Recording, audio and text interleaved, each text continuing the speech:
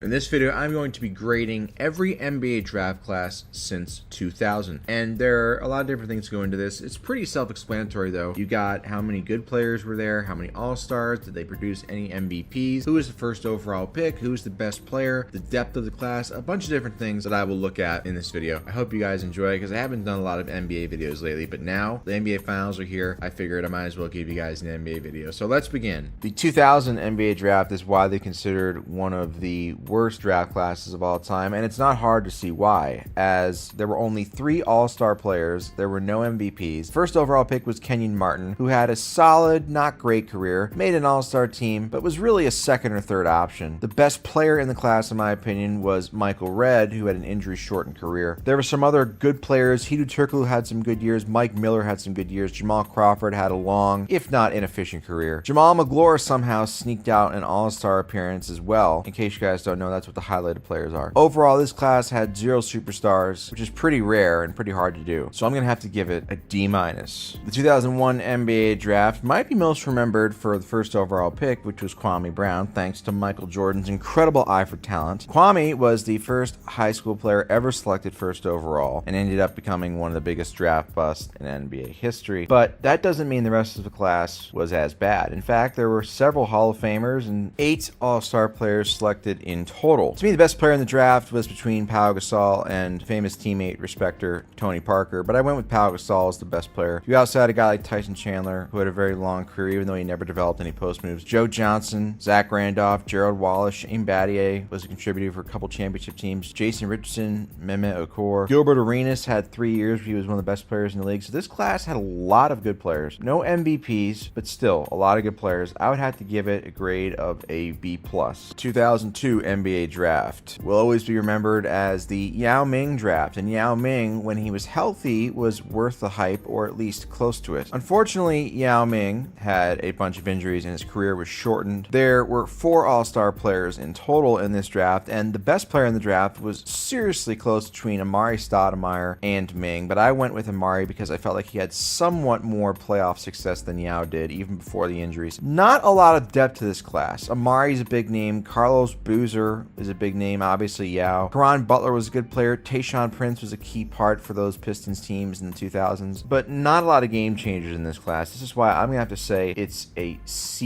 grade. The 2003 NBA draft is one of the best draft classes of all time, partly because it has the best player of all time, LeBron James, who was the first overall pick. We all know about LeBron, and I'm sure a lot of you are going to be crying in the comments that I called LeBron the GOAT. Get over it, he is. Anyway, the 2003 class had 9 all-star players, a 4-time MVP winner, and a couple finals MVPs. For most other draft classes, guys like Carmelo, Wade, and Bosh would be the best players, but in this draft class, they are fighting for second best. David West was also really good. Kyle Korver is one of the best shooters of all time. Mo Williams was a respectable player. Josh Howard had his moment in the sun. Obviously, the best player is LeBron, but this class also had a lot of depth and a lot of players who had very successful long careers, so I'm gonna have to give it a grade of A+. 2004 NBA draft wasn't quite as good as 2003. Not a lot of drafts are, but it was still pretty good. Dwight Howard was the first overall pick to the Magic. He was also the best player in the draft. It also saw Andre Iguodala, Luol Deng, a guy like Al Jefferson, who never made an all-star team but was famous for his low post moves. Devin Harris and Jameer Nelson had some good years. Josh Smith had a respectable career despite the fact that he was known as one of the worst shot decision havers ever. Kevin Martin had some good years as well, so there were a lot of good players in the 04 draft. 5 all-stars in total. There were no MVPs, but there was a finals MVP with an asterisk. That asterisk belongs to Andre Iguodala and his inflated biceps for the 2015 finals MVP. That belongs to LeBron James, not Steph Curry. I will die on that hill. Either way, 2004 draft, good draft. I give it a solid grade of B. 2005 draft was another interesting one. There was one all-time great player in Chris Paul. You had Deron Williams, who was one of the best point guards in the league for a couple years, and then mysteriously kind of dropped off for his prime. Danny Granger had some good years. Andrew Bynum, who can forget Andrew Bynum? First overall pick was Andrew Bogut, who never made an all-star team, but was still a solid player, won a championship in Golden State. David Lee, another all-star player, he did win a championship in Golden State while making a couple all-star teams. Marcin Gortat was a solid player, so a lot of solid players. Monta Ellis, who is easily the best guard Golden State has ever drafted in the last 20 years. This is a class that had 5 all-stars in total. Outside of Chris Paul, who's obviously the best player, not a lot lot of historical star power though, so I'll have to put it a tick below the 04 draft. I'll say it's a B- grade. The 2006 NBA draft had as many all-stars as the 05 and 04 draft classes, but it doesn't really seem to get talked about as much, and I think that has a lot to do with the fact that Andrea Bargnani was the first overall pick. Bargnani was a guy, he was capable of some scoring stretches that were pretty good, but he literally did nothing else. He didn't rebound, pass, or defend, and is considered a draft bust despite the fact that he averaged over 20 points per game in a season. It also doesn't help this class that Brandon Roy had injury issues that cut his career short, but his teammate LaMarcus Aldridge ended up being the best player from this class, although had Brandon Roy stayed healthy, he most likely would have been the best player in the class. This class also produced Kyle Lowry and his fat ass. Pelle Millsap had a long career. Lakers head coach J.J. Redick. Rajon Rondo had some famous postseason runs with the Celtics. Rudy Gay, no offense. PJ Tucker, Cephalosha. I mean, a lot of names, a lot of role player guys, some all-stars. LaMarcus Aldridge might be in the Hall of Fame someday, knowing the NBA Hall of Fame's low standards. But I would say this is, I think it's a C+ grade. I'll give it a C+ grade. A lot of that has to do with the fact that the first overall pick, Bargnani, wasn't that good. The 2007 NBA draft produced 5 all-stars, an MVP, and an all-time great player in Kevin Durant, who was second overall behind the first overall pick, Greg Oden, which is what this draft is always going to be most known for, is the Blazers going with Oden over Durant. Now, we all know about Oden. He played just 82 games for the Blazers and 105 games overall in the NBA because of injuries, while Durant went on to one of the most consequential, and I say that with all due hate, careers for one of the top 10 to 15 players ever. But this draft was more than just Durant. Al Horford has carved out a long career. Mike Conley, Oden's teammate in high school and in college, carved out a long career. Marc Gasol, very good career. Thaddeus Young is like the GOAT role player. Jeff Green, same thing. Joakim Noah had like 1 or 2 years where he was really good. So there were some good pieces to this class, but overall I would say it fell off pretty quickly after the top 3 or 4 guys. Not a lot of depth, but I think having Kevin Durant, having Al Horford, who's still going strong, Conley's still going strong, I think this class deserves a B grade. 2008 draft is one of the better drafts of all time. It produced 7 all-stars, including first overall pick Derrick Rose, and 2 MVPs, also including first overall pick Derrick Rose, even though Derrick Rose didn't really deserve his MVP, and he also doesn't know what consent is, by his own admission. The other MVP from this draft, Russell Westbrook, is also the best player in the draft, but there were other very good players such as Kevin Love, Brook Lopez, Goran Dragic, Serge Ibaka. I'm not going to say George Hill because he missed that free throw at the end of the finals that fucked LeBron over. DeAndre Jordan lasted forever. Gallinari was a very good player. Batum's a good player. JaVale McGee and Roy Hibbert. Roy Hibbert made not 1 but 2 all-star games. What a career he had. So this is a very, very deep class. If not for Rose's injuries that derailed his career, he probably would have had a similar career to Westbrook. So I would say this class gets an A- grade. It has top-level star power and also a lot of depth. 2009 draft class wasn't that much different really from 2008. The first overall pick, Blake Griffin, had a longer, more successful career than Derrick Rose, but he still did deal with injuries, including missing all of what would have been his rookie season in 09-10. The 09 draft produced 6 all-stars and, much like the 08 draft, produced 2 MVPs, including the best player in the draft, Stephen Curry, who is one of the 10 or so best players of all time. The other MVP that this draft produced was James Harden, who is one of the biggest playoff droppers and chokers ever, but still also one of the best players of all time and one of the top 4 shooting guards, combo guards ever. You got Harden, you got Steph. Blake Griffin himself, even though he wasn't at the level of those two, had several very, very good years, all NBA seasons. Drew Holiday is still making an impact. Danny Green was a great role player. Ricky Rubio might not have lived up to the hype, but he still had a good NBA career. DeMar DeRozan's had a long, successful, over 20,000 career point career. Taj Gibson, great role players. This was a class, really, that I think if you're going to compare any class that has a shot with the 03 draft, it would be the 09 draft, honestly. So I would say this draft gets an A grade from me. It has the top-level star power, it has some depth, but it doesn't have the GOAT, which is why it doesn't get an A+. Quick break from the action, guys. And to those of you who've already subscribed or clicked to like and follow us, we certainly thank you. And you probably already received your free gift, and you can skip ahead. But for those of you who have not yet clicked that subscribe or follow button, we would like to ask you to do that for us because it really helps the channel. And we really appreciate those who support us so that we can keep making great content and growing this channel. So stay until the end of this video where we'll say thank you for watching and supporting us, but we'll do it in a tangible way you can personally enjoy and one that really brings actual value to you by giving you Your choice of one of these 21 great digital guides or manuals you see on the screen right now, covering a wide array of useful subjects, and you'll even be able to read their table of contents before you decide. And that's how we know that each one of you will find something helpful and beneficial to your life's current journey or your future goals. They're valued between $19 and $27, but completely free. We'll see you at the end of the video and then provide you the simple steps to go get it and select yours. Now back to the action, folks. The 2010 NBA draft was a stark fall off from the successful 08 and 09 versions, and even 07, considering that 07 produced Kevin Durant. No, in 2010 we got John Wall as the first overall pick, and while John Wall had a good career, it was somewhat disappointing and didn't have much playoff success. The best player in the 2010 draft, which produced 4 All-Stars, in my opinion, would be Paul George, although some might say at his peak DeMarcus Cousins was better. The draft also produced Gordon Hayward, but really not a lot of depth to this draft. Derek Favors, Hassan Whiteside, Greg Monroe, Eric Bledsoe. Again, not a lot of substance here, so I would say that this draft class gets a grade of D. 2011 draft class was a bit of a return to form. It produced 7 All-Stars, including first overall pick Kyrie Irving, who is so non-controversial in everything that he does, right? Anyways, this class has depth. You got Kyrie, you got Jimmy Butler, you got Kawhi Leonard, who also doubles as the best player in the draft and is a 2-time Finals MVP. Tobias Harris looks like J. Cole. 4-time champion Klay Thompson, also either the second or third greatest shooter of all time. Enes Kanter, Tristan Thompson was a contributor on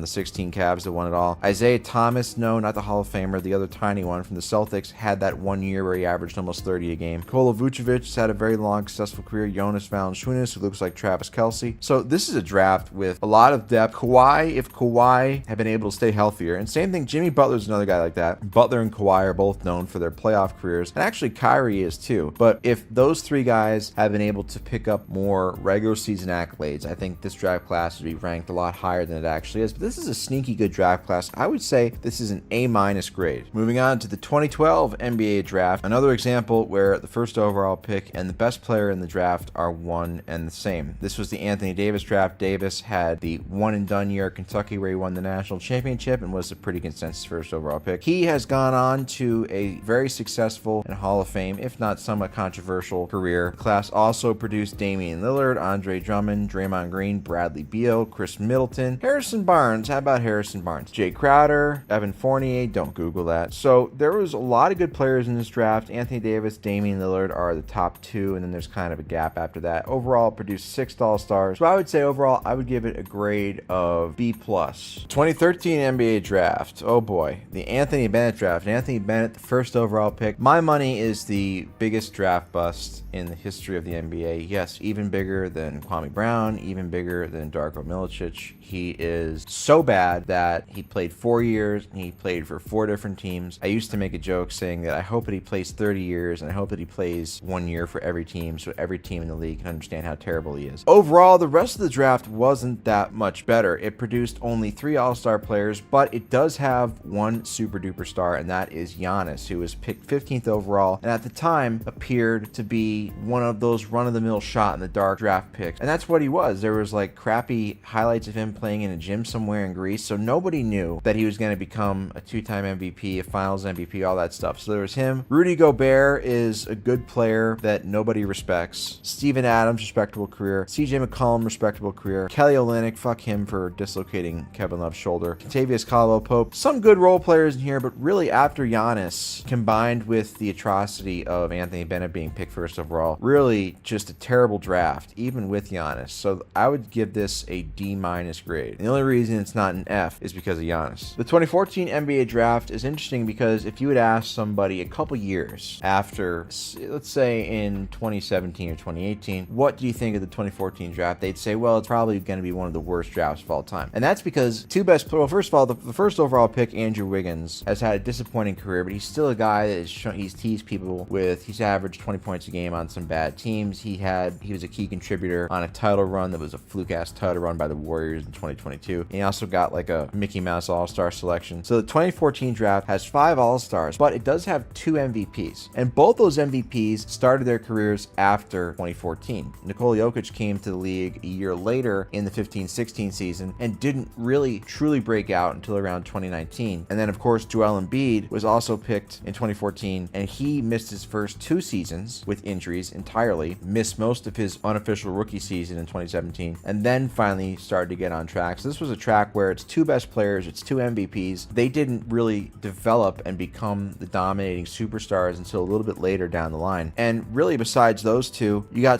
every draft has good players, but there's really no stars, I would say. I guess if you want to consider Julius Randle a star, I don't know. He's one of the worst postseason players ever statistically. I'm looking at the rest of this. These charts, by the way, that you see, these are sorted by career win shares. So Clint Capella, kind of one of those guys. Dwight Powell, they're rim runners. They can kind of game the system. Aaron Gordon's gone on. Kyle Anderson, Jeremy Grant, Marcus Smart. So there's a lot of guys who play valuable roles from 2014. But Jokic and Embiid, specifically Jokic, I think give this draft class a lot more legitimacy. So I'd say this is a B+ grade. The 2015 NBA draft, we got the zestiest first overall pick in recent memory. Karl Anthony Towns went first overall and looked as though early on in his career that he was going to be something special, and he has ended up having a good career, but I would say an underachieving career. The best player, even though statistically Karl Anthony Towns is easily the best player, my eye test, and I'm gonna have to give the eye test best player award to Devin Booker, who started out on some really bad Phoenix teams, but kept his head down and kept working, and has gone to a finals and is a much better playoff performer than Karl Anthony Towns. So he gets the best player from this draft. The draft overall produced 4 All-Stars, no MVPs. A bit of a light draft. Porzingis was in this draft. D'Angelo Russell is one of the All-Stars, and you can hear me laugh because I just think he's just another historically bad player in the postseason. A lot of role players, not a lot of stars. Booker is not even a superstar, I would say. He's a star caliber player. So overall, I would give this a C- grade. The 2016 NBA draft was the Ben Simmons draft. Remember him? Anyway, this draft produced a healthy 6 All-Star players. There was some controversy as to who is the best player in this draft. I went with Domantas Sabonis over Jaylen Brown and Pascal Siakam, just because Sabonis, even though I don't like watching him play, he has been probably the most consistent regular season player and has the biggest volume of work of any of those guys. Although if Jaylen Brown has a monster finals performance and wins a championship and a finals MVP this upcoming week or these next upcoming weeks, that might change. But for now, when this video is being made, Sabonis is the best player, but it also produced Siakam. It also, Ben Simmons is going to go down as one of the biggest underachievers of all time, but it looked like for a minute that he was going to be something special after his first couple years, and that never really came to fruition. Malcolm Brogdon is like the worst Rookie of the Year winner ever. Brandon Ingram's another guy, good stats, but not a guy that you probably want to have on your team. DeJounte Murray, another all-star player, solid player. So there's a lot of good players in this draft, just really no super duper stars. And for that, I think I'm going to have to give it a grade of C. 2017 NBA draft will always be known as the Markelle Fultz draft. Now, people, for whatever reason, have been really hesitant to call Markelle Fultz a draft bust, even though he was the first overall pick, and he's been in the league now for 7 years, and he's done shit, really. He's done nothing. What the fuck has he done besides get injured a lot? So Markelle Fultz is one of the biggest draft busts of all time. His time in Philly was obviously a nightmare, but despite the terrible first overall pick, there were also 6 all-star players drafted, and some really good players here. So this class has a lot of depth to it. Jason Tatum, obviously, is probably the best player in the class. It's really close between him and Donovan Mitchell. Again, similar to Jaylen Brown the year before. If Tatum goes out in this final series and has a bonkers finals and wins finals MVP, I would easily, and I'm still going to say he's the best player in this draft class, but he would easily be the choice there. But Donovan Mitchell's had some monster playoff runs. Jared Allen's a very good player. Bam Adebayo for the Heat has done wonders. Lauri Markkanen is a guy, 20 plus per game score easily. De'Aaron Fox has turned out to be a very good player. Josh Hart's a great role player. Anunoby, great role player. Derek White has become good. Like there's a lot of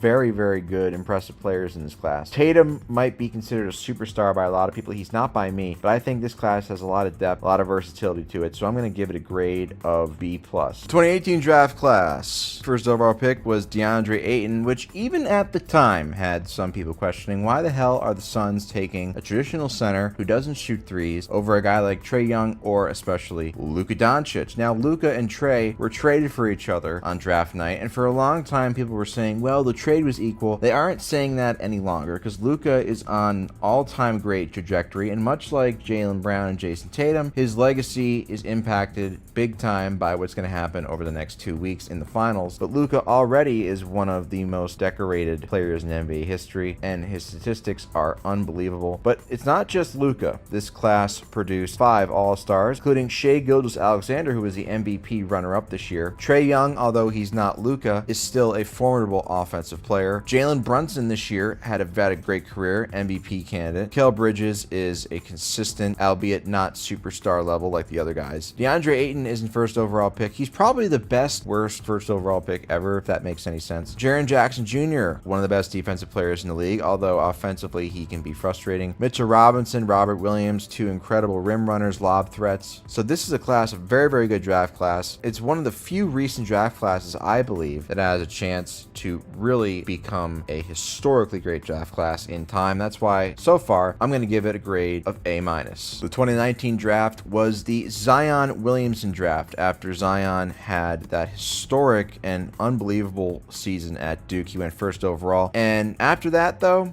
a little bit of a drop-off. That's because the second overall pick in this draft was Ja Morant, and the battle for best player in this draft is between Zion and Ja. I think there's no question, at least in my mind, when Zion is actually on the court, he's the better player between the two. And we all know Ja has had some off-court problems. We all know Zion's had some off-court problems as well with his weight and being able to stay healthy, but I think Zion is still the best player in this draft, and there really aren't a lot of other players to write home about. There are only 3 all-star players in this draft. The other all-star besides Zion and Ja is Darius Garland, who can be frustrating. When I look at the best players in this draft, I see a lot of rim-running lob threat guys. Daniel Gafford, Nick Claxton, Brandon Clark, Jackson Hayes. You know, good solitary pieces, but no real game changers. And I gotta be honest, the potential of this draft is still kind of unknown because we don't know how Ja and Zion's careers. They're the 2 best players in this draft, and they're still kind of about how their careers going to turn out. Is Zion going to turn it around? Is he going to be able to stay healthy? And is Ja going to be able to move past all the off-court gun shit? If those 2 guys end up figuring shit out, this draft will have a pretty respectable grade. But as it stands right now, when we're kind of up in the air with those 2, I'm going to have to say this draft class gets a C-. The 2020 NBA draft, aka the COVID draft, has produced 4 all-star players, including that of first overall pick Anthony Edwards. Now, the real question for this draft, at least in my opinion, is who is the best player from this draft? Now, some people might say recency bias is Anthony Edwards. He was named second team All-NBA this year. I decided at the moment that Tyrese Halliburton is still the best player and is slightly better than Anthony Edwards. Halliburton also made third team All-NBA this year, so it's not completely out of left field. Although Edwards obviously has the highest potential, and he led the Wolves on that Western Conference Championship run this year. Didn't really play that well in the conference finals, though. LaMelo Ball is also in this draft. When he's been healthy, he's put up good numbers, but there's a question of how much is his style of play. Is he conductive to winning, or are the Hornets just really dog shit? Tyrese Maxey is a guy who's shown incredible improvement. He was the 21st pick. Nobody expected him to be as good as he is. He's another all-star. Desmond Bane, 20-point per game guy. You got some other solid role players, Obi Toppin, Peyton Pritchard. But really, the 2020 draft, I say, is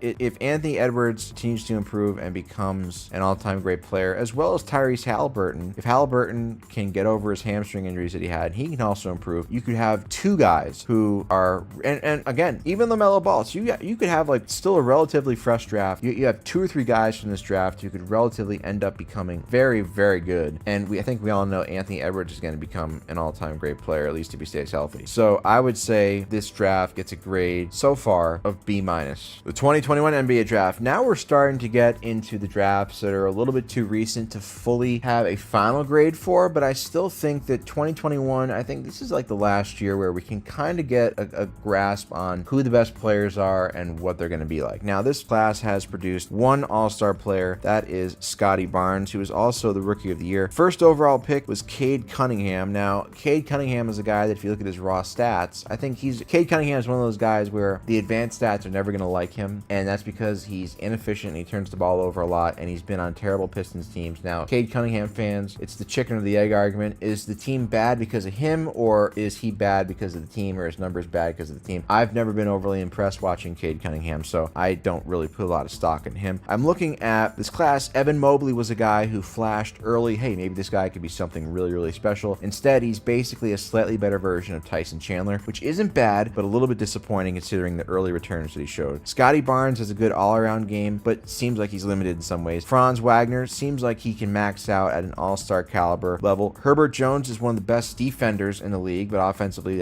you got questions. The one player in this draft that has superstar potential that still maybe hasn't shown it all is Alfred Sengun. He maybe could be a poor man's Nikola Jokic if everything turns out correctly. Considering that Jokic is probably one of the 4 or 5 best basketball players of all time, that would mean that Sengun would be a Hall of Famer hammer if he was a poor man's version of Jokic. So I would look out for him. Kuminga is another guy. Obviously, you look down there, Josh Giddey. Oh, we all have I have like 15 or so jokes I can make about Josh Giddey. And then Corey Kispert, who is the most handsome man in the NBA probably. But overall, early returns in this draft class, not very promising. I'm going to say it's a D grade. 2022 draft was Paolo Banchero draft. Now, I'm not a big fan of Banchero. He does have an all-star selection. He's the only all-star from this draft, even though it's only been 2 seasons. But I'm not a fan of his. He seems to be a high-volume, mediocre efficiency guy. Not a fan of his game. Jalen Williams could be a star player. Walker Kessler is a very good defender. Keegan Murray is going to have a long career. Jalen Duren's a great rim threat. Chet Holmgren is, to me, the best player from this class, even though I do feel like at times in the postseason, he became a little bit hesitant, and I think he needs to learn how to be on the ball more. But he and Jalen Williams are going to be the reason why OKC is competitive. Obviously, Shai Gilgeous-Alexander as well. But I look at it, and there's some good players here that have flashed really early, but Chet Holmgren is the one that is flash potential, superstar potential, and Jalen Williams is going to be an all-star in short order. So this grade, it's too early to say, but I still think the returns from 2022 are better than what 2021 had to offer. And then finally, we get to the most recent 2023 draft. There haven't been any all-stars from this draft, but we all know that this draft is always going to be remembered as the Victor Wembanyama draft, and for good reason, because he's the best player in this draft, and he didn't make the all-star team this year, but there's good money that he's going to make the all-star team every single year that he's healthy from here on out. He's already an all-defensive player. He is